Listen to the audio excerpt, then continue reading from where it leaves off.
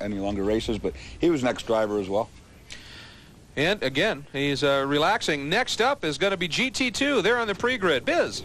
Well, they are on the pre-grid, and I just went through the entire field, and they are all on slick tires, no grooves whatsoever. Right now, I think it's the most serious storm coming through here that we've had, blowing through about 3 of them now. There's actually some lightning in the distance. If that comes this way, they might have to red flag this and let everyone change the tires. They cannot be out there with any type of water depth whatsoever on these tires. Right now, they're on the dry set, guys. Well, take a look at the 2 cars there. You see the Nissan right there in front. Look behind that. That's a Sunbeam tire with a big Ford V8. I wouldn't want to drive that in rain on slick. I think not. There's a good look at cloud sealing that we're dealing with, and it's darker than we have seen as the GT2 now makes its way off the pre-grid to start their parade laps. Let's take a look at the starting lineup. Jim Godfrey, winner, defending champion in his class on pole. Tom Patton, who was pole sitter last year, and ended up second, qualified second. Blakewell and Davis. Remember Dwayne Davis? He couldn't even get off the starting grid last year. He's qualified in 4th, looking for a very strong run. We have a couple of the female competitors here this weekend are in field. Monica Colvin will be number 51, Mazda, and number 7 is April Jackson, the Nissan. Nice to have them with us as well. Now, let's take a look at the people that are generally thought to be the contenders here. There he is, the gentleman who's defending champion, Jim Godfrey. That's Jim Godfrey Sr., of course, in the Nissan. Another one that we're going to be watching is Tom Patton, as Doris just alluded to, driving that convertible, the big V8 power Sunbeam Tiger. He led a lot of it last year. They had a spin that dropped him out of win. And a guy who had problems in the grip, but is always fast here. Dwayne Davis, he's the act driver with more national championships than anybody else. In fact, second all time to the long-since retired Jerry Henson. So Dwayne Davis is going to be a factor here. And we talked about those Sunbeam tires, and those cars are very, very fast. A little bit earlier, Tom Kendall checked in with the drivers of both of those cars. GT2, another twist on the age-old story of master and protege. Barry Schoenberger had helped crew on Tom Patton's car off and on for the last 15 years. In his first year as a driver on the National, what does he taught you? Well, he's been a mentor for a number of years. He's shown me what not to do, but he still hasn't shown me all the right things. Taught you everything you know, not everything he knows. Tom, I imagine this year the one thing you want to show him was what it takes to win at runoffs. What's it going to take? I wish I knew that myself, Tom, but I think it just takes a consistent car, keeping up front, making those guys make the mistakes behind me, and come across the finish line first. Doesn't want to give all the secrets away, but I think he has one up his sleeve for this weekend. Well, the great drivers always bank something away. You know, one of the interesting things is, as competitive as Patton is, it becomes all the more impressive, I think, in that's not a tube-frame built from the ground-up race car. That's a modified production car, and it flies. When they're talking tub, they don't mean mod car. They mean old original unibody, which is really amazing. They've kind of cult following. These Tiger, they were quoting for everyone in existence is race car-wise, so it's really kind of neat. And, well, you know, one of the things about these cars, and Dorsey, we've seen it last few years, the longer the race goes, the harder the unibody cars are. Tires, be the dupe cars, you can adjust, set up a little bit better. Yeah, you don't have the flexibility. Of course, the Sunbeam Tiger has a big V8 in it. It's going to be very rough on rear tires, no question about that. And it was a street car. This is the way race cars used to be built at the time. Put a roll agents, safety features, make some modifications. You did start with clean piece of paper like these frame cars do. On the pace lap again, and let's check in with John Biziano. More information on Tom Patton. Well, Greg, you were the one who told us earlier about his spin last year. I talked to him, he said, I have been having nightmares for 12 months about that spin. No matter how much success I've had through this season, I can't get it out of my mind. I have got to finish first to make up that mistake last year. We told you how important this event is. I mean, you live with that. This isn't, I mean, as important as a regional win or national is, this is a runoffs, and you make a mistake like that, it's with you. There's Schoenberger and the other Sunbeam Tiger. We watched that spin last year, and it was tough. You know, looking over the screen, I look at different cars and think which one do I want to drive if it gets wet. The purple car, the 914 right there, push it, rear engine, that's the car I drive if it gets real wet in this field. And he's been relatively quick and competitive as well. Here comes Patton. Now the field, as we said, they work through the chicane now, go through the keyhole, get the start on that long back stretch, gives the field a little bit more time to sort of settle. Somebody else we have to also watch, and that is Blakewell, who we were talking about. There's a couple of those 914s racing out there. Chick Shira is in one as well, but Blakewell has been very competitive. 3 wins in the Midwestern Division this year. Well, Patton right there, it would behoove him to really try to slow the start down with that V8. He'd really like to try to bottleneck him up, but he's not the pulser, so he doesn't get to do that. Godfrey, on the other hand, he'll want a quicker start for sure, because he doesn't want the V8 trouncing on him in one. Well, they're heading down toward the starter stand. That car on the outside of the second. There's Don Preston. You know who he's worried about. 01 Dwayne Davis. The car I was just about to talk to you on. The second car outside on the right side of your screen right now. Where it reads Patton. Boy, did he get to jump. And Davis jumps from 4th to 2nd. Godfrey might even lose 3rd to Blakewell. No, Godfrey hangs on 3rd. Blakewell is getting pressure for 4th. But a great start by Dwayne Davis, who has already proved more finish last year in that starter field on grid. And he knocked right in behind Patton. And it is Godfrey and Blakewell and the rest of the field streaming through. Good looking, a lot of ride out there as well. And I would think what Patton has to do is build as much advantage as he can, and just in case when there is rain or he does overheat the tires, wants to have some sort of margin. Well, remember the past couple of years in runoffs, this is exactly what happens all the time with Sunbeam Tiger. Patton's very strong at the beginning with tires cold like it is. He's going to be strong. The longer he runs green, more susceptible rear gets. Well, just you've been in this situation before. You can be behind the guy who's fast or slower, but if he's fast down the straightaways, it could shape up to be really interesting battle, because all you need to do is just not make any mistakes. Even if your tires are shot, if you're in front and you're in that point and pull the trigger down the straightaway, it's hard for anyone who's not as fast on the chute, no matter how much faster they are around the circuit. Oh, man. Look at the lead he's got in just not even quite one lap. Patton is just check out Davis in second. Oh, number 71, Gus Rosenberg in the Dyson Translog, Porsche Boxster. And he's got something. Yeah, he's not the only one there. There's body pieces laying out there in the field that don't belong to him. So there's another car somewhere. And here's the battle for second. It's 0-1. Wayne Davis in the Valvoline Toyota, and pushing him hard as the defending champion in this class. Here comes off in the Nissan. Not enough. Look at Bondai move coming up big time. It's 87. Bill Reed in the Valvoline Toyota sponsored Toyota SCCA, and he has, I think he's got it on Blakewell. Yeah, he has taken away that horse. That's so Blakewell's not fit. Well, he got it underneath, and I really thought he was going to have trouble getting stopped, and I was worried about getting in the back of the custom floor. Now, I think, this is exactly what Pat would like to see when he looks in the mirror, is the guys behind him starting to do it out a bit. Yeah, absolutely. And feel free. I wasn't sure if he had a problem with start, because he went from first to all the way back fourth in the start, and I wasn't sure if he just mistimed it or if he had a problem. It looked like the car's run well. Now he got to that harder and pole is long gone.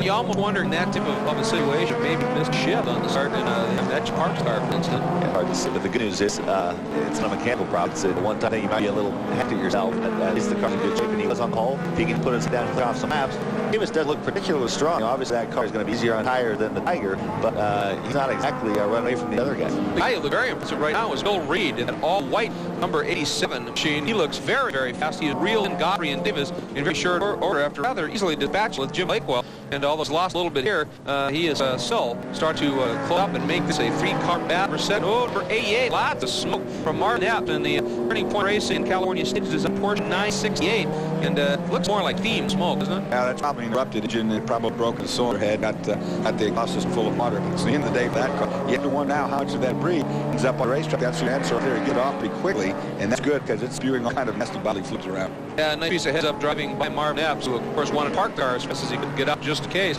No problems there. Number 34, Lee Feinagel, in FNR reports Hotson 280Z. Lee runs a number of classes in SCCA Racing as well, and it looks like he's done today. Corner would call for a flat toe, so he pulled that car off. I saw it back in the position there. That's a signal right there, flat toe, which means car's rollable, but not under some power. I think the other corner works in Minnesota Viking.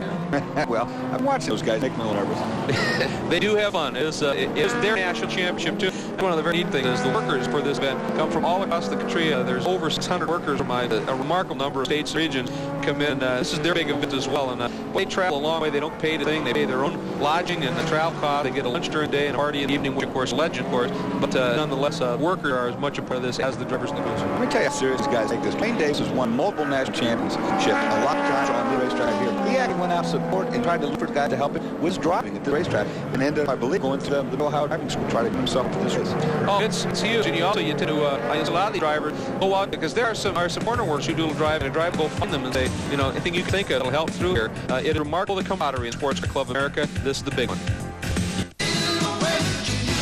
They call a lot of people legends these days. But there's one artist who everyone agrees on. Eric Clapton. Now you can get his latest hits on Chronicles, the best of Eric Clapton. We'll get big hits from the man who's won 13 Grammy Awards. He's done what few artists have done, and he's touched everyone.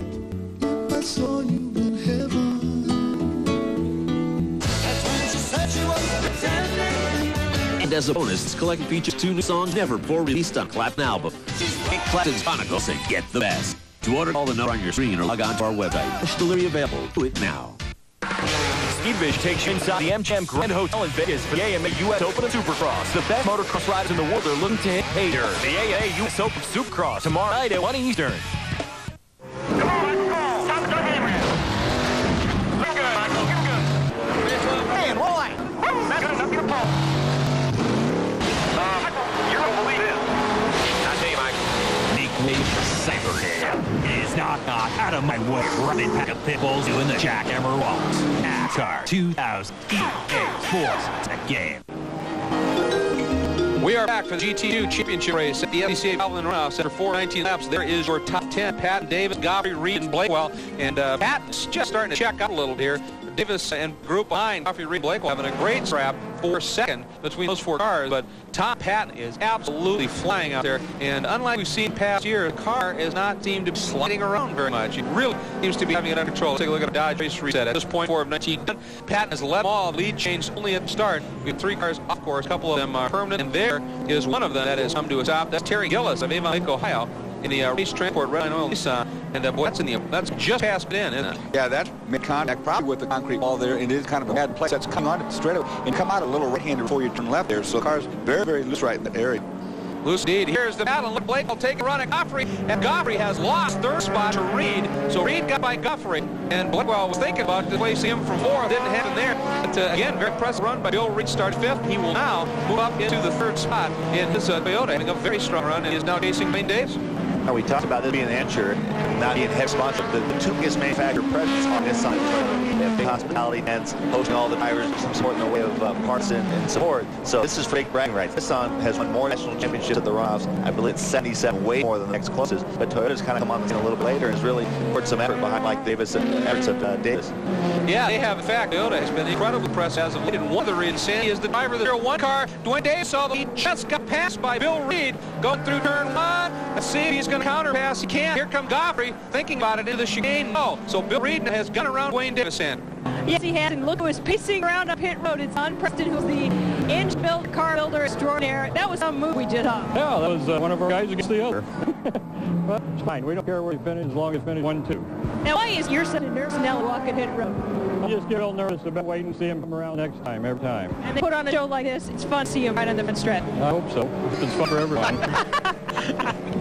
I got to tell you, I'm not sure he really is having much fun out there, but he is awfully intrigued and one of the nice guys. The guy can build a motor in a car. There you look at all these GT classes, GT2, 4, 5. He built, I bet, the better part half of all of his fields combined. That's the man built. Oh, he's been around forever. Great guy. And of course, his line now is Toyota, so he wants to see the Toyotas. But he's a lot of Nissans over his day. He's built a lot of good cars, and if he's that wrench over every one of them, I can understand that car is really lit chew to have, and really does a lot of pacing down there as well. But now Goffrey has closed in on Dwayne Davis, and his battle continues to be absolutely brilliant. There's not as still as you're ever going to see on press when one of the cars is out there. That's a super battle for a second, but this, I tell you, he's involved too. He said to our guys talking about Toyota, I don't know if he built those cars, but he said he doesn't care which one wins as long as one does. But they got a long way to go to catch up. This Pat. I'll tell you what, Goffrey and Blakewell are not just going to let them go either. Those two now 4th and 5th. I mean, the proverbial blanket covers them, and the guy that Preston was standing next to, Preston was next to, Pete Pearson, who's going to be wrenching his gun in GT3. He just won his card. There he is, chatting with Pete, who's probably trying to give him a little bit of a perspective from the driver, saying, okay, relax. And here we go. Looks like Davis has got a bit of a run of Reed, perhaps. There he goes. Makes move.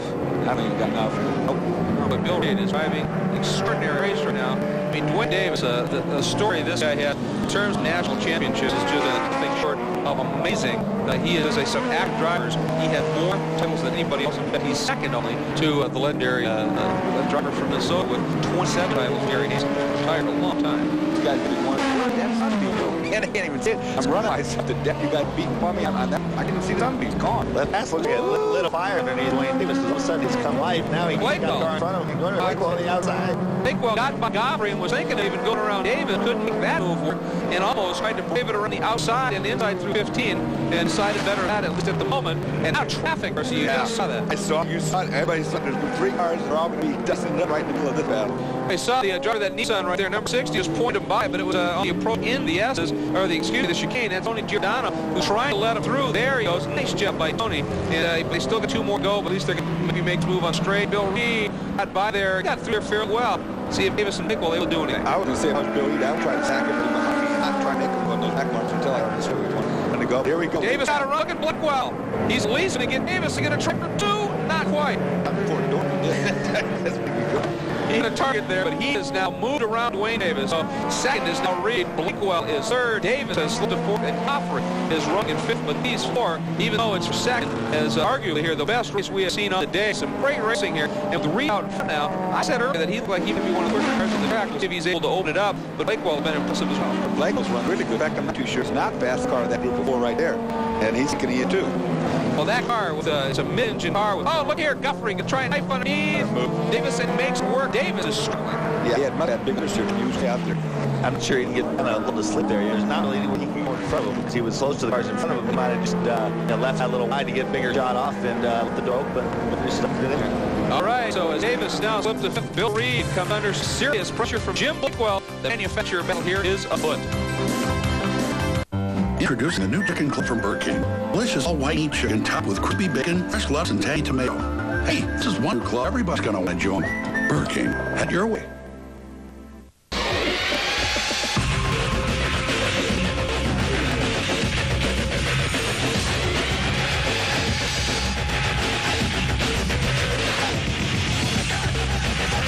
Ever have that dream where you're driving, introducing the next Delica?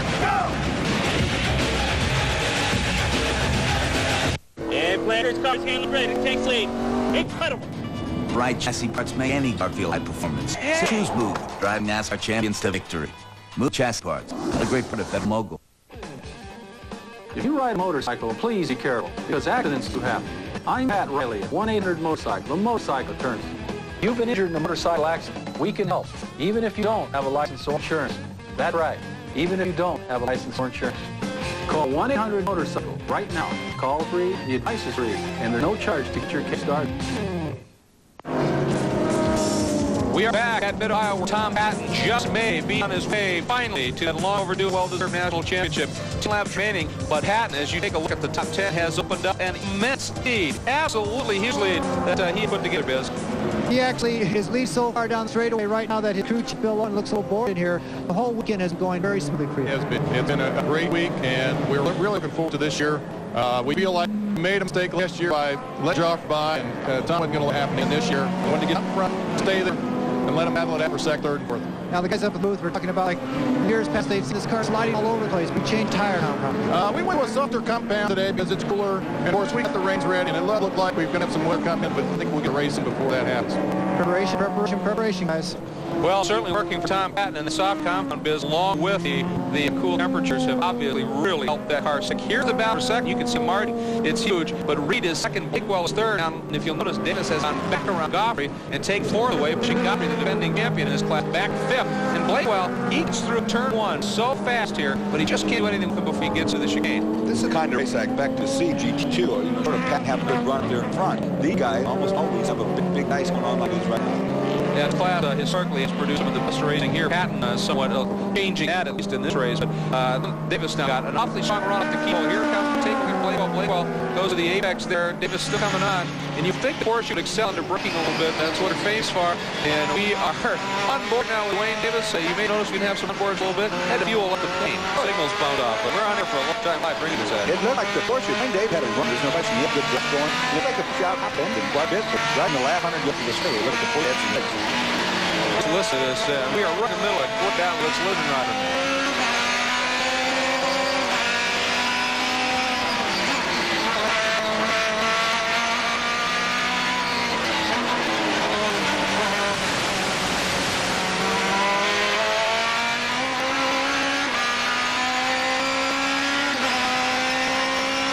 What a great drive by Davis as he's in pursuit of Blackwell. If that engine note sounded a little familiar, the engines that run in GT2 and the Toyotas are very similar to the Ford Atlantic engine that make these cars sing. It's a great sound.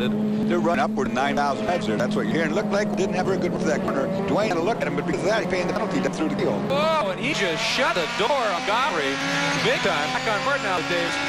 Let's see, that outside line was cut down. May have allowed him to get on throttle a little bit sooner. Blackwell worried. Watch the Porsche, though.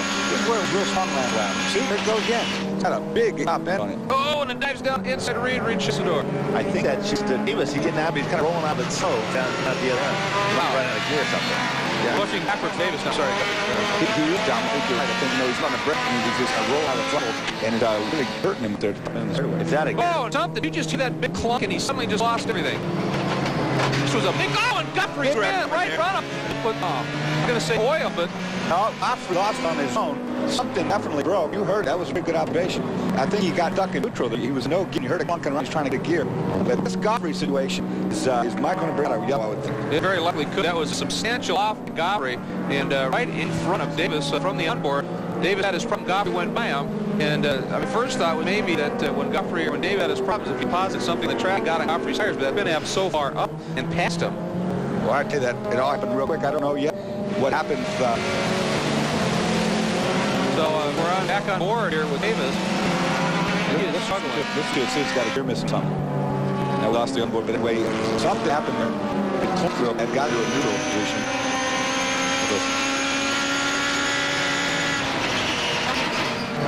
Well, we sound okay. Yeah, I don't quite understand what was going on there. Meanwhile, onboard now with the leader, Tom Patton, and there's the look from the convertible Sunbeam Tiger V8. Listen to the difference some of the engine is made. You can see him, that's obviously a manual strength car. He's having to wrestle that wheel. He's shuffling his hands to get next leverage on it. That thing looked like a little bit of a beast. Anything that's fast is a manageable beast, but he's having work. Boy, you can see some of the feedback right through the steering column as well. We have 13 of 19 laps complete here at Mid-Ohio. We'll be right back.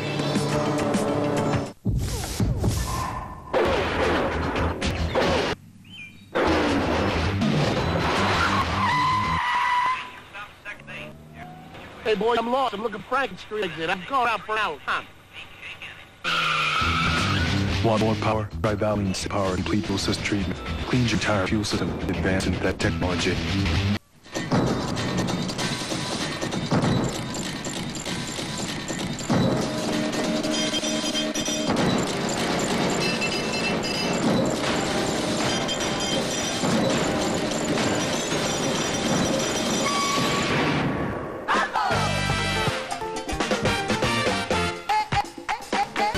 After everything we'd been through financially, we needed a fresh start. No one would get credit because my entire credit history was attached to my husband's. With other companies, I had to put money in a savings account before they'd even give me a credit card. I didn't know how I was going to build good credit when I couldn't get me credit at all. With this Visa card, all it took was a quick phone call and it was approved. The card came within just a few days. Providence, the first company that didn't punish it for mistakes we've made in the past. After I made a few payments, I got even more credit. And it was nice to go into a store without checking to see how much money was in my wallet. When I called, it was just for an application. After just a few minutes, I had a $1,000 credit line. Me. Vivian treated me with respect, and I didn't have to put money in a savings account. And fees, no problem. Feels good to finally get credit you deserve. The Visa Classic card from Providian. Apply right now over the phone and get up $1,000 in credit. There's no savings deposit required, and you can earn even more credit after just a few payments. Get the credit you deserve and call for your Visa Classic card now. Today's coverage of the SCCA Valvoline Runoffs is being brought to you by Valvoline. You can always tell the guys who use Valvoline. It's also being brought to you by Dodge. Do not follow. Do not conform. Be different. On board, we go on board with Tom Patton, your leader, and this great job here as he started to wind through the lower section of the S's throughout now 7, turn 8. This is a fun one here, 9.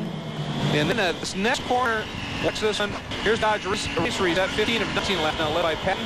The only lead change was at the start when he got the jump to go by Guthrie's number. He's one of the cars off track. Now numbered up to 5 that have had off for excursions. Here's battle for second. And guess who's right back in the mix-up? Whatever the problem was with Davis, so we're on board with Davis right now. The 0-1 machine, he has closed right back up on the rear bumper of Blakewell, who's still trying to find a way back. Very fast read. That's battle right there. 87 Reed, a Toyota, Blakewell, and Porta sticking.